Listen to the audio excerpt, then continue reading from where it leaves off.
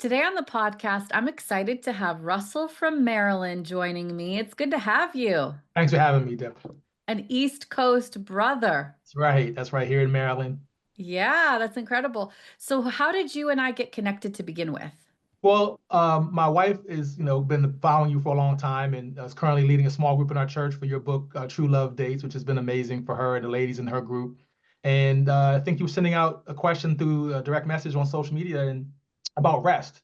And that's something that's really been a challenge for me the last couple of years. I've had a number of deaths in the family, had to shut down iteration of my business, and there's been some stress the last couple of years. And so she thought I should fill out the questionnaire and thought it'd be a good shot that perhaps we'd have this opportunity. So again, grateful to be here today. Yeah, and you agreed to do it so easily. Yeah, well, that's something we model. We have our own podcast as well, the Progress Podcast, and we model vulnerability. And so, again, it's an honor to be a part of your platform. I love that. Okay, so why is rest a topic of interest for you in this season of life? Well, I've been a pretty much a lifelong entrepreneur, but formed my first business about 18 years ago, and I'm a fifth generation entrepreneur, and so it's kind of been that hustle and that grind, so to speak, of trying to have success as the world would define it, right? And so, really, in the last 5 years in particular, I worked to pivot that, through my reflection time, through really getting to know God in a deeper way, really understand what He had for me and for my family, and so. But the last 2 years in particular, had a series of deaths in the family. My paternal grandmother rather, who was a matriarch, and then the patriarch of my mother's side of the family, my uncle, who was also my godfather, passed within 6 months, and then my mother-in-law passed within 12 months. We had three significant deaths in the family, and at the same time, I had to shut my business down over that time, which also was a part of grieving. So it's been a lot of grief. Yeah. So carrying all that, particularly the last couple of years, I really have found it hard to rest. And I know, and I've learned and know enough that rest is not just getting sleep, right? Or but rest really is a lot of things that go in to rest. And so, I really have found it challenging in this season to find space for myself, to find enough opportunities, I think, to laugh and to maybe engage in hobbies or things that bring me joy and really rejuvenate me. And so, welcome the opportunity to discuss that and unpack that a little bit more with you. Yeah, that is a lot of loss in a short period of time. Let me ask you this. How do you kind of make sense of the fact that for you, when grief comes, it sounds like you go into hyperdrive, overdrive, um, difficulty resting, feeling the need to do more or be engaged or active. So, is that your way of coping with stress, or do you find yourself believing, I have to do this in order for things to keep running? I have to keep going so that we can keep moving forward. Like, what does it come from? I think there's definitely an element of feeling a level of responsibility. And so certainly there's a level of effort I feel the situation's calling or requiring of me. And so I think that's certainly a big part of it. But also, I'm just a pensive person, more or less raised as the only child.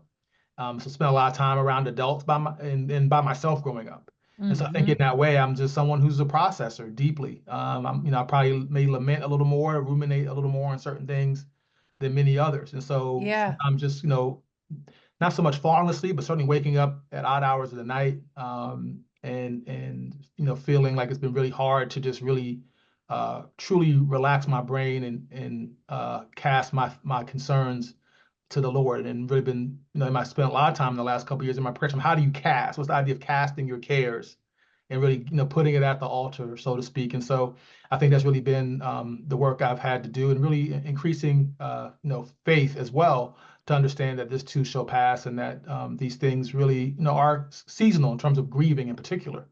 But understanding the shifts of life and how it's impacted all of the family units that intersect with my core family unit, my wife and my two daughters. And so, but still, nonetheless, feeling that burden. There's been some financial uncertainty in this season as well, and so all of that has just been, I feel like, my responsibility. And so that's certainly been hard to really cast that aside, while also knowing that when I get up the next day, there's things I'm responsible for, and there's a family I have to lead, and there's things that I need to do. And so, really learning how to Yeah. work through that and having a break to rest has been a challenge.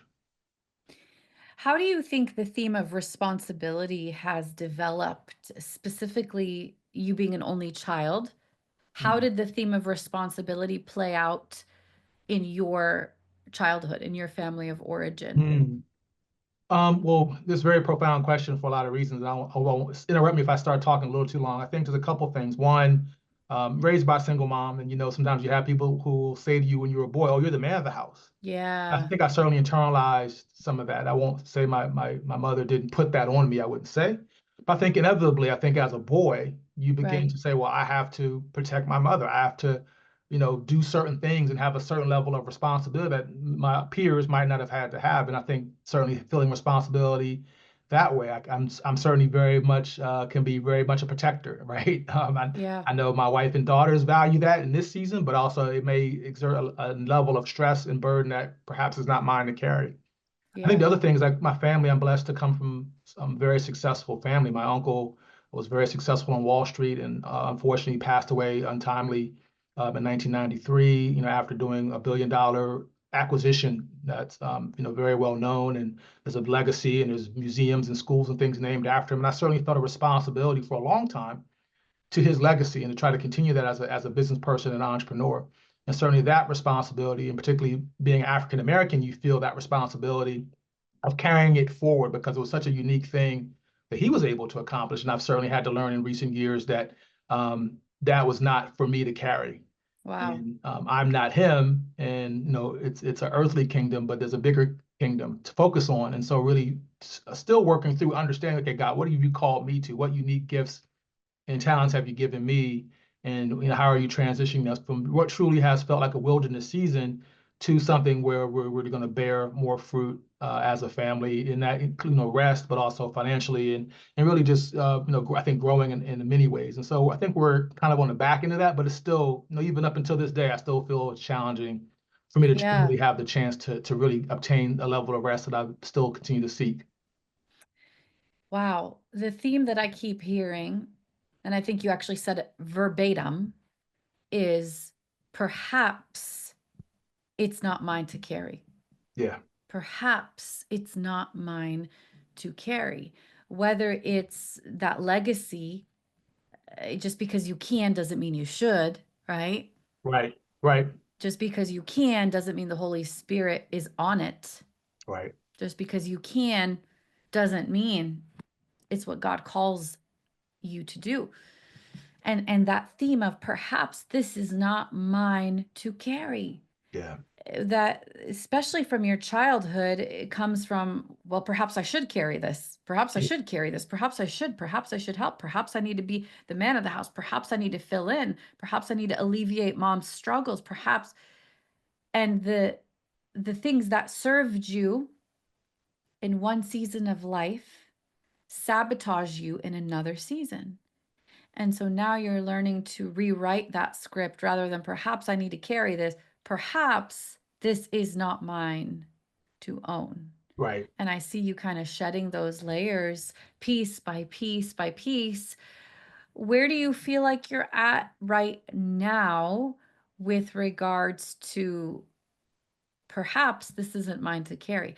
Because there's got to be, if you're unable to rest in this season, it tells me that perhaps you're carrying something that's preventing you Mhm. from just entering into rest. Yeah.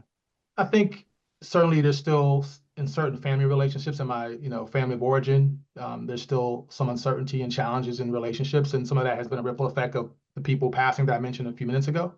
Some of that's also been a natural progression of some of my changes and shifting seasons of life. And so that's a challenge. Again, there's also been financial challenges and career and I'm right now managing a number of different contracts while also, applying for jobs here and there and still have some uncertainty about what exactly the next year will look like. And my wife also, lost her mother and shortly thereafter was laid off from where she was working. And so this year in particular has been stressful. And luckily I've been blessed to be able to be the breadwinner and really carry that single-handedly. But it's, mean we had to cut back on some things. And so I think really, the lack of clarity in certain areas still, and some things still really playing themselves out. And I know there's never a finite end while you're still alive to a lot of challenges. But I'm also say when I'm praying, say, God, I'm ready for some new challenges Yeah, because some of yeah. this stuff has been going on for a while. But I've also realized that it's been an accelerated season of growth and pruning for me and my wife. And so still processing, how do I get to a season where we can really have a break, and maybe take a sabbatical, for lack of a better term, and really be able to rest in a way that I haven't really been able to do mentally and emotionally. So Yeah. it's still in process. I believe we're getting towards on the back side of things, so to speak, towards Mm-hmm. the end. Mm-hmm. Yeah. Mentioning things are kind of starting to percolate, but I still find it hard because nothing is certain. We're a little bit of hurry up and wait on certain things. Submit a contract for something, you apply for a grant, you apply for a job, and then you wait. So we're Right. kind of in that position, quite literally, in all those things I mentioned, where we don't know what's going to say yes, what door God's going to open, what door is He going to close, and of course, I don't want to be dependent on those things, but at the same time, some of that relief, some of that clarity, right? Mentally, when you're juggling multiple things to make ends meet, as opposed to having one or two. Right. I'm like, God, that would be great to be able to focus. I love to be able to give my all to one thing and maybe have a little time for something else, and that's it. And so I'm again hoping and believing in the next season that we'll have more of that clarity, my wife and I, to be able to allow us to really structure our life in a way that does allow us to have some rest and some focus. I hope so too. The the big picture though is we don't know when that's going to come. Right. And I think sometimes we move into a short season of stress and high demands and high responsibility. And we know that, okay, this is going to be 2 months of grinding, Yeah. and then I get back to my normal life. But when we're in a sustained season, like I'm thinking 3 months or more, Yes. just to give it a number where we can see that this is going to be a stressful season. It's going to be high volume outpouring. I can't just wait for rest. I have to create rest and find rest in this season because I don't know how long this is going to last.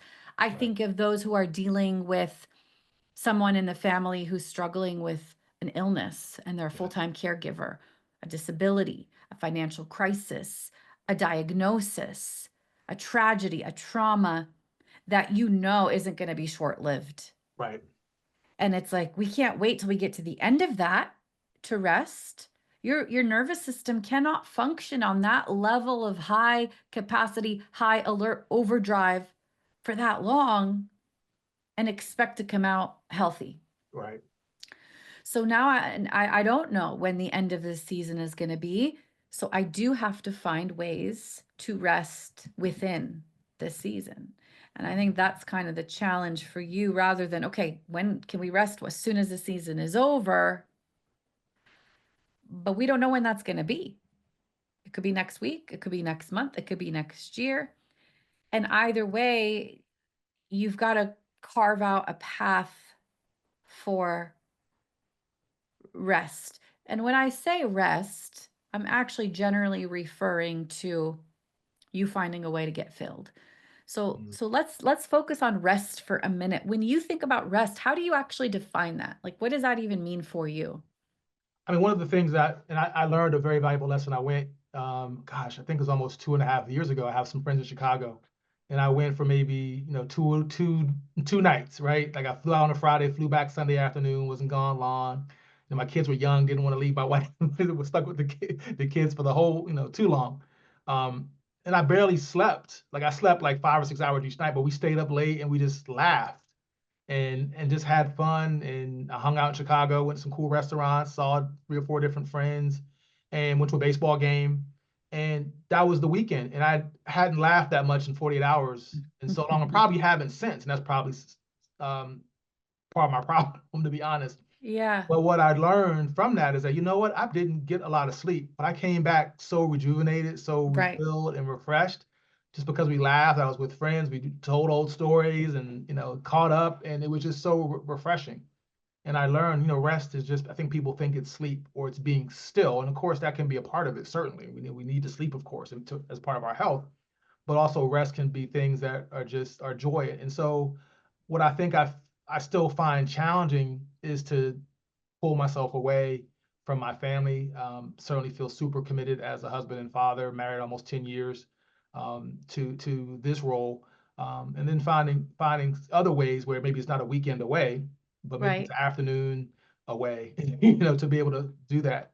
And I think, Yeah. to be frank, I'm bad at that. I have a going back to your point about responsibility, I have a Yeah, deep sense of responsibility to show up and to be there. And I think perhaps that's from my work, still from having a father who was around. Let me get you yeah, going. At one point, he had to go to overseas and do some things for business purposes, but nonetheless, I think I certainly feel a responsibility to be around and be available. And yeah. my daughters, quite frankly, are spoiled by the fact that given I've been entrepreneurial in nature, that I have a lot of flexibility. I've been able to be a very hands-on dad, and so it's hard for me to put myself first in that context. And I think that's one of my challenges. I think so too. You talked about a high sense of responsibility to others, which is really good. But I don't think that means not having a high sense of responsibility to yourself. In fact, I would say that that is a high responsibility because when you're filled, you can fill others. When Yeah. you're filled, you're more effective. When you're filled, you exude love. Mm. When you're filled, you have higher capacity. You can do more. You can be a better dad. You can be a better husband versus when you're feeling empty. And I think this is not just about rest. I think like you said earlier, this is about rejuvenating. I'm going to use your words. Yeah. Mm. I call it filling. High levels of pouring out require high levels of filling Mm. because if not, things will eventually get out of balance and you're not going to feel good. Yeah. And that's what I'm curious. It sounds like you got to this place because you're not feeling good anymore. It's not fun. There's no joy. It's just like, okay, what's the grind today? Yeah. Right? What would you say were the things that are the alarms going off that you're like, yeah, something's off?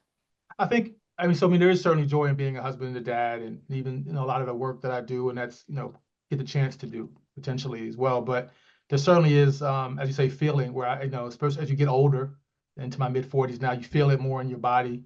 I think the grief season that I was in last year, I started noticing, went to a doctor and got everything checked, but started noticing that my memory didn't feel as good. Hmm. I didn't feel as sharp as I had felt 5 years ago, 10 years ago, especially being an entrepreneur and a business leader and you juggling multiple relationships. I felt a little bit of a decline. And so I've been, those things have concerned me. And I think sometimes I've read and understood that people can suffer with something and be in a level of pain. If they're in pain or have aches or even a disability, it becomes their normal and you're used to it. And I know one example I've been around in migraines. People who have migraines, they may say, "What's your pain tolerance?" And someone will say it's a 4. But if I all of a sudden had that same migraine, I would say it's a 20 on a scale of 1 to 10, right? Right, But for them, it's 4. They can go to work, they can tolerate it. So when you get used to a certain rhythm, even if right. there's pain or discomfort, it becomes normal. And I think I'm in a place where I do wake up and some of my shoulders just ache, and I literally feel weight physically, almost a physical manifestation of just weight, and just feel sometimes just heavy some days and just tired. But I get up and I get our children out the door and get our day started and do it again. And so that's really, I think, the mindset I've been able to have. And I think that sense of responsibility, whether it's good or bad, drives me to do that every day. But knowing that I don't feel as good as I felt 5 years ago or 10 years ago. It's a good sense of responsibility. The problem is it's not complete Mm, because it doesn't include you in the equation. mm, It's an incomplete sense of responsibility. mm, You are responsible to yourself. And this is really the concept of soul care. mm, And as I unpacked these rhythms that help us become healthy people and stay filled, it was modeled after the life of Jesus, who himself honored his capacity. right. He had a responsibility to himself so that he could pour out the way that God had asked him to pour out.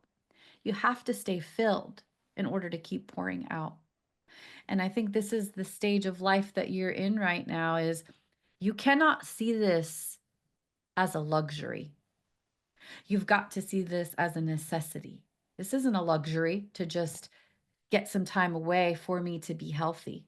Mm, This is a necessity so that I can keep doing what God has called me to do indefinitely and to right. do it well Yeah. and to really redefine the narrative that's keeping you stuck, which is this overarching sense of responsibility that's not actually accurate, that's not fully well rounded because you are not part of the equation. Mhm. And God says, no, I need you to learn how to care for yourself, not just others.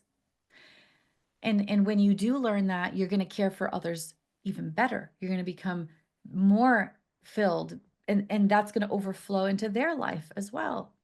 And not only that, Russell, but you teach your kids what True. it looks like to be healthy, to take care of themselves, to be in tune to what they need, so that they can do what God has called them to do. You're modeling to them what healthy looks like.